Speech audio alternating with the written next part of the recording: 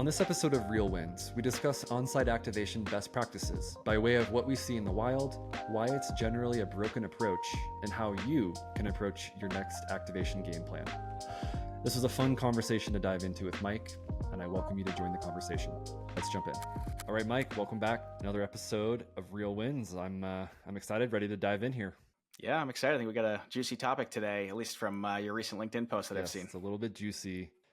But before we get to the juice, let's talk about the squeeze that Boston's putting on the Mavs right now. That is a hell of a squeeze. This is pretty much over before it started, I think, which I am excited. I think this may not post before the fourth game, which should be the last game, but hopefully we'll have something to celebrate before the next Real Wins. It feels like it. The momentum is definitely in your favor. Do you feel the energy in and around Boston right now? Like, are you in the middle of it? You're seeing everyone wearing the jerseys and stuff like that. You know what's interesting is I have oddly was just talking to someone else about this today, saying I haven't felt that as much as we normally would in a finals, and I think because it's so anticlimactic at this part, it's just looking like a sweep, and they've had just a pretty easy run through the playoffs. I just feel like it's almost like, second nature or whatever you want to call it at this point. So I haven't seen as much of that like hype as you would find around if the series was tight or something like that. It's kind of funny in that way. I flew through Manchester for the first time this week, and I was seeing quite a few jerseys at the airport. Like the airport workers were wearing. Interesting. And interestingly enough, a lot of them were wearing the Horford jersey. So I don't know if that was like a nod to the old man on the team or what that was, but I appreciated that. That was pretty cool to see. Yeah, I think that's right. There's always those, odd fan favorite jerseys of the, the unheralded guy or the old guy or the whatever you want to call it. That's kind of funny what people trend to. That's right. That's interesting though.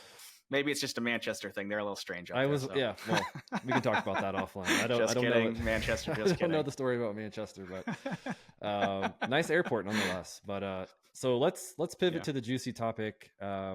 You mentioned kind of the old man on the team and kind of rallying behind that. It's kind of funny. I think about this topic as sort of the old man topic of real estate marketing in a way, and that is the topic of on-site activations. And specifically, I think today we want to dive into on-site activation best practices, because there've been a lot of, I certainly do a lot of posts around this. I know you do a little bit, and kind of see a few peppered across the business landscape.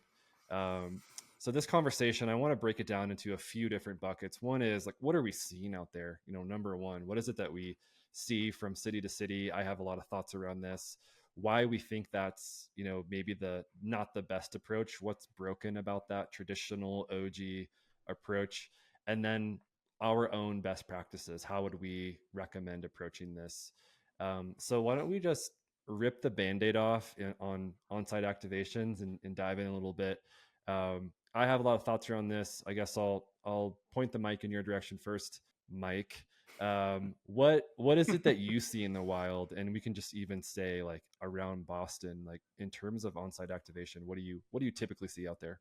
Well, first, let me say it's been really interesting to see some of these posts you've publishing lately, because this idea of lack of site activation has always been it's really always been kind of a bug up my ass, and especially when you see not just not activation but all the wrong things quote unquote activated. You see the lender sign, the construction company sign, the subcontractor sign, the the city sign, the everything else except for what you're actually trying to sell or lease, which is the units in this building and the brand for the property that you're actually trying to sell. And you've got this huge potential exposure on, usually on either busy streets or, on some parts of the building as construction progresses, whatever it might be. And there's such a huge miss so often with just starting to activate and put some signage up at a minimum that makes sense. And all the better if you can make it, actually seamless as like one cohesive thing versus 14 different brands that are trying to, borrow some of the fencing to put their own sign on, which is the most aggravating thing I can ever see in the world. That's right. I shared it was sort of it started out as a tongue-in-cheek post recently, and I was driving to a friend's house for a barbecue one night, and I passed this construction site. It was a very small development site. I don't even think it was multifamily, but it was a very small construction fence with multiple signs in a row on it. To your point, just everyone that was involved with the project was putting their name up there, and it was kind of a mess. But the interesting thing for me was, while that's not necessarily successful or the best way to approach it in my mind, they're at least trying, they're at least putting their name up there, and there's a bunch of companies that have pride in what they're building and they want to be known and be seen. And I think the dichotomy when you put that up against so many multifamily projects is that those fences have nothing on them at all, and we're talking 10, 25, 50 million plus, like big investments, a lot of stuff on the line, as you mentioned. And there's literally no indication of what the project is about, no info on the developer, no info on the brand, no timelines or anything. And so it's been fascinating to see that, not only in our local communities, but as we travel for work and so forth across the country, construction sites with no signage at all, or construction sites with very little, or arguably that kind of incorrect signage to indicate what it is coming there in the future. Yeah, it's so true. It reminds me of a story, and we still actually do this when we go to pitch potential clients for either for lease up or sell out or management, and we say, hey, we're not here to market ourselves. We're here to market and sell and lease up your property. So here's our competitor XYZ who has their brand all over your property. That's not how we do it here. We market your property. We are trying to sell your property, not market ourselves. I mean, yeah, there's always, there's usually some legal requirement to have sort of the companies involved on signage or things like that in different jurisdictions or different states, depending on licensing laws and other things. But the primary thing here is we're trying to build a cohesive signage, cohesive experience for people who are driving by and walking by and see this site activated and know what to do next. So that's I always get a kick out of that, because we've actually sold against that in a lot of cases about like, hey, this is how we're different from some of the competition, so to speak. Well, it makes it makes perfect sense, because when you go to these sites and there's no CTA, there's no emphasis on the person who matters the most, which is the renter or the buyer. There's really, in terms of quote unquote experience, there's no emphasis around the experience for that person who is going to be investing into that project.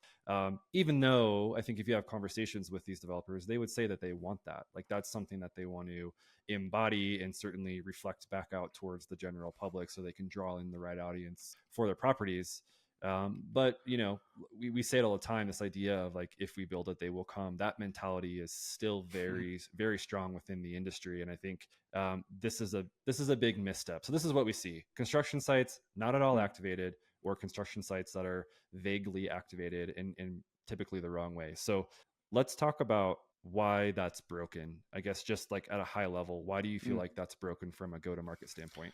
Yeah, I mean, at the high level, this site activation is a symptom, right? It's not the disease itself. The disease itself here is starting your branding marketing process way, way late. And so there, early on in construction really isn't a possible sign to hang, because you haven't even engaged a brand partner, you haven't engaged a marketing company, you haven't engaged a manager or a lease up firm early enough to actually start to think about, these are the things we need to put in place to activate the site. So it's really a symptom of that, is just this, if you build it, they will come thing, or, the comps are what the comps are. This is what the rents will be. We don't need to invest in marketing, certainly don't need to invest in marketing early. And so the big thing is like, I think ultimately you're building a, 35, 50, $100 million project, and you're not willing to invest, 0.5% on kind of marketing, go to market, or plus or minus. And it's like, that's the challenge. Never mind starting early enough to kind of get site activation set up, from the beginning, because you have this amazing shelf space, so to speak, to use. So why not use it and start to build and nurture? I think that's one of the things. The other part that comes up, or the other objection to it comes up, like, well, if people see the sign so early, they're not ready to rent anyway, so it's not really worth bothering with it just yet. And I think we can dive into either or both of those things for sure, but those are the things that we have heard very, very often, or what we have observed. Thanks for listening to this episode of Real Wins, brought to you by Authentic, delivering premier multifamily brand experiences and smart digital marketing. Authentic's proven approach accelerates leasing velocity, boosts rental rates, and increases long-term value. You can find out more at AuthenticFF.com. And by Charlesgate, the multifamily investor's secret weapon to help underwrite, go to market, and operate projects that generate market-beating returns. With an adaptive staffing model and on-demand leasing teams, Charlesgate empowers a better resident experience at an efficient cost structure for today's owners. Visit charlesgate.com for more. Yeah. We'll definitely get to that. I have that written down here as a note. And I think too, one of the assumptions that I had always made is that if there's not, so pulling back the lens again, why is this broken? Why is the idea of on-site activation broken? Well, if there's no on-site activation, well, the community has no idea what's coming. And community is a sort of overused word for a lot of different things. And in the case of some of the comments and DMs I've been getting over the last month or so, what I've talked more about this is that there is a frustration when 1, 2, 3, 4 developments are going up in and around a neighborhood, and there's construction stuff everywhere. There's traffic cones and dirt and dust and machinery parked over there at night. If there's no indication of what it is, there actually ends up being a very frustrated, angry sentiment from the local community because they have no knowledge of what's going on. That's kind of putting them out. Their day-to-day routines are interrupted, noise, and so forth. And so I think that's an easy low-hanging fruit thing that can be solved by a developer. The other thing I'll say is, and you mentioned this, Mike, is that developers are leaving a potential return on the ground by not marketing and pre-leasing earlier. And this kind of ties into that idea of, or this sentiment of, don't do this until the last minute. What are your thoughts around, from a why this is broken standpoint, leaving kind of money on the table and opportunity on the table? Yeah, I think the biggest thing is there's this myth that has been pervasive for so long that people don't really make a decision where to move until they're ready to leave their last place, or their current place, let's call it. So like, okay, they have to give 30 days notice, so they'll only choose the next place in the next 30 days. And that couldn't be farther from the truth. And we know this from thousands and thousands and thousands of renter visits to properties, to inquiries online. We see how early they're inquiring about properties and calling about properties, and see when they're making those decisions. And those decisions are coming far earlier than them giving notice at their current place. And so, and I think the other thing, there's this misperception about the resident journey, so to speak, sort of how they find the property, how they learn about the property, how they research the property, how they visit the property, how they make a decision to rent. And so it's very much like most other products and services in life these days. It's not a linear journey from like learning about a property, setting up a visit the next day, and leasing the following day. That just does not happen anymore, right? People are doing research far earlier. They're looking to communities and friends and sort of message boards online for information. They're looking at websites of properties. They're looking at the ILSs. They're looking at they're seeing signage. They're seeing ads online. And so there's this really convoluted journey to get them from to have enough awareness of specific property, especially in this really short attention span economy and short attention span world that we live in now. They have to be seeing things more often, more and over more time to really have it resonate, and then come back to discovering the property again in a lot of cases. And this can take 6, 9, 10, 12 and more months in many cases for that to kind of resonate.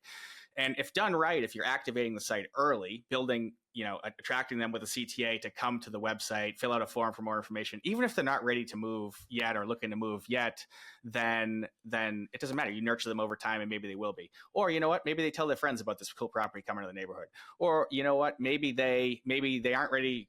Maybe they need to move right now, and this isn't the right place for them. But the next cycle, they may come back around because they're like, that looks like a cool new project coming online. So there's so many reasons that idea of someone decides to move and then moves within 30 or 45 days is just it's just patently false based on all the evidence out there. Yeah. Today. And the only thing I would add there, because that's all exactly how we see it too. But the exclamation point I would add there, or the cherry on top, would simply be, if you don't do that, if you stick to the 30 to 45 days and you don't do early on-site activation, what does that mean? Well, that typically means slower lease up, slower absorption, underwhelming returns and performance to investment partners. Oftentimes it means a frustrated leasing team because they're not kind of getting what they need and they've started from scratch.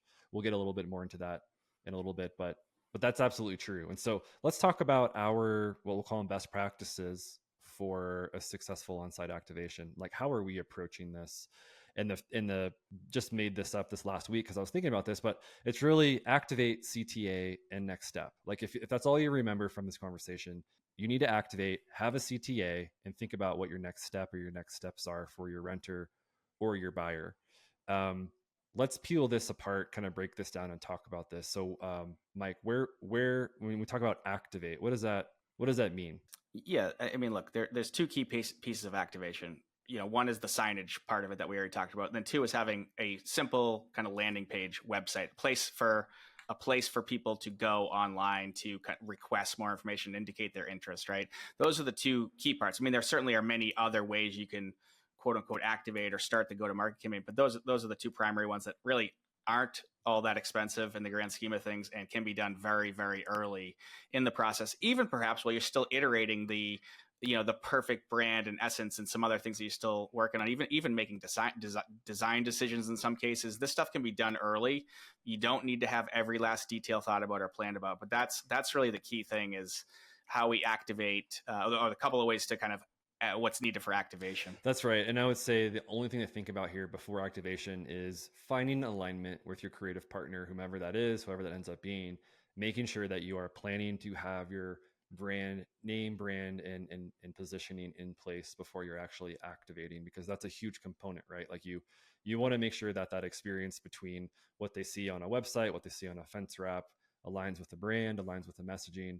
And so one of the pushbacks I think we get about this is, well, what about all the other like variables at a construction site? We don't have a fence up yet, or it's not ready yet, or we moved the fence. We're worried about graffiti. We don't want our fence wraps to be tagged. How do we sort of like we had one a few years ago where we needed to literally have the on-site team build framing to build a sign that sat behind the fence that was high enough that people, when they walk by, they could see it.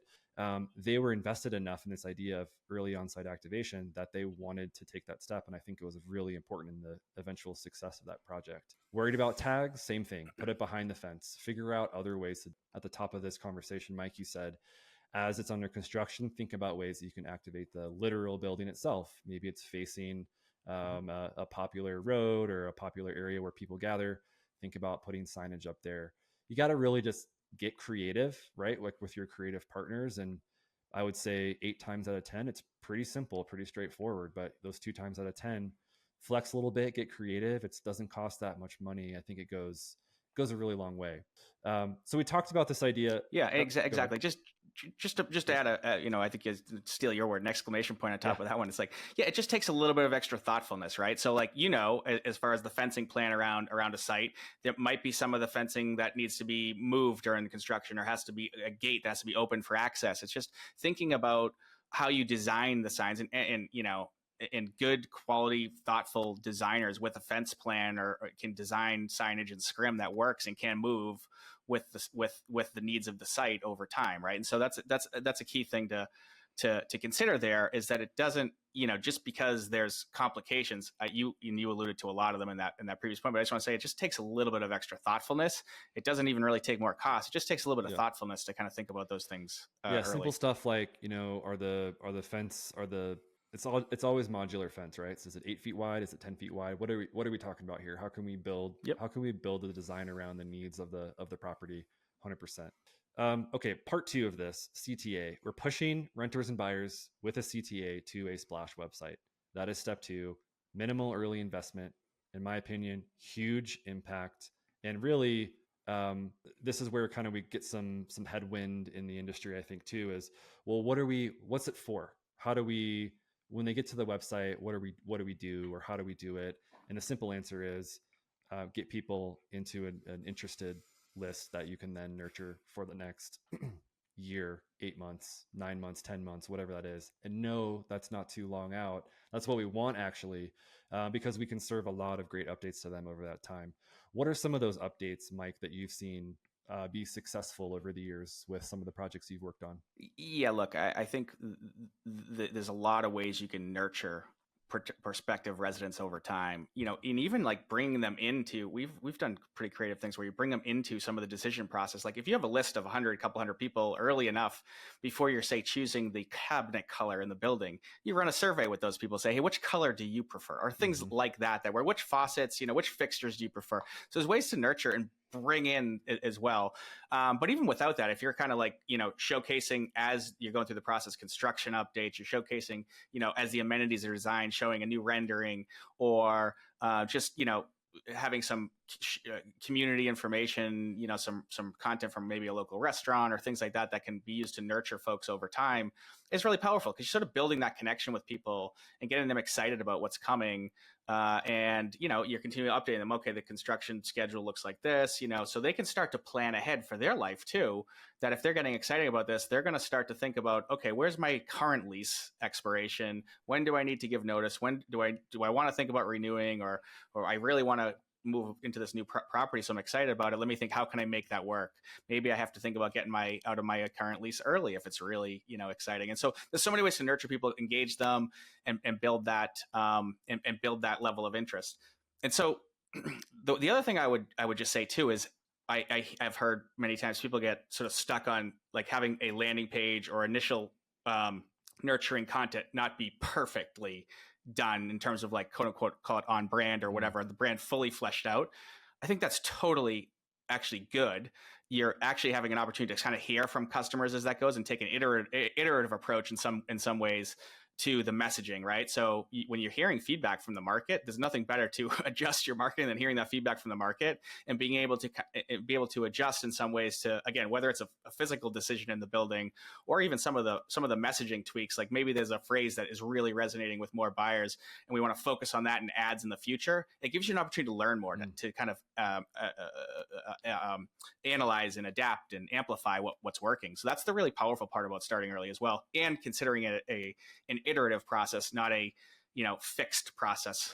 Yeah, the only thing I would add there is even sharing hiccups, sharing issues with the development process, slowdowns. I think the idea of being honest with this list that you're nurturing actually is something that ends up building trust in a way that you otherwise never would have been able to build with a prospective renter or buyer, because you're ushering them along in this process. They're sort of a VIP in a way, and we'll talk about that in a minute, but you're giving them this like access behind the scenes, and that's pretty cool. That's pretty powerful. Not many people are doing that. So this idea comes up about, okay, I'm doing this one or two times a month. I'm running them through this quote unquote nurturing, but like, then what do we do when it's like, let's say, time to actually start pre-leasing and kind of opening up the doors? What would you say is like the first step? Yeah, I mean, you just basically said it, is you want to treat them and give this perception that they are VIPs and they're getting this early access, right? So you have a few hundred people, 1,000, depending on how early you start and how big the project is, in different amounts. But it doesn't have to be that big of a list even to make this work. But you really want to create a way to give a perception of urgency and actually create some real urgency. So in other words, people can have access early. They can have sort of first choice or behind the scenes access or early access, VIP access. There's lots of ways to sort of phrase it and think about it and do it. But you want to be able to create that urgency. And guess what else works when you provide that urgency and you build the nurturing and create a sense of urgency? Your reliance on incentives like free rent and others, it decreases, and you also improve your pricing power. So by doing this right and starting early, nurturing, building trust, building a sense of interest and engagement in the property, and then creating that sense of urgency at a really kind of powerful leasing launch, and early pre-access type of thing, you're basically giving yourself that type of pricing power by creating all that urgency in the first place. That's a really powerful tool that is, again, it saves you money on incentives and free month rent and things like that. That's exactly right. And I think too, you create this idea of scarcity. You give this, like, there's an exclusivity to this, and there's this feeling of VIP, like they're letting me in first. They're giving me kind of the lowdown. I have the first opportunity to strike while the iron's hot here before they open it up to the general public, so to speak. I think it's super powerful and works really well. Okay, let's bring this thing home. So the last thing I want to touch on is timing, because timing, again, big thing that we get pushback on. what if timing doesn't work out? They're not ready to move, or maybe they've already moved during that, let's call it 9 months or so of nurturing. I know I'm a little bit all over the place here, but I'm going to say 9 to 12 months for nurturing. Well, what can you do with that information? You can remarket other properties to that same person.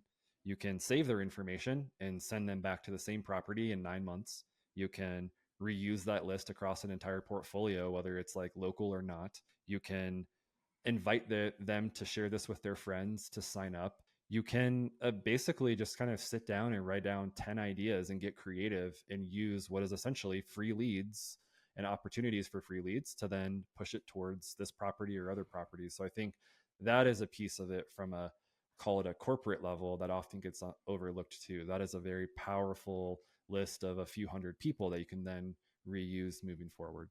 Absolutely. And it's this idea of like trying to create a great experience for the prospective residents and the residents, and like you're helping them making a decision with where they want to live, and there's ways to offer more help, more hospitality, and not just focused on your immediate need as a property owner, operator, marketer, but like say, hey, what can we do that's going to help the people on this list, and not just make it about forcing them to make a decision, but helping them, right? Guiding them, engaging them, and being creative about that is going to help really drive lease up velocity at not just at the beginning in terms of a lease up, but it's going to help increase retention rates. It's going to help release turns as they come up, and all those sort of positive outcomes that happen by starting this early and doing it right in the first place. Last thing, what's the alternative?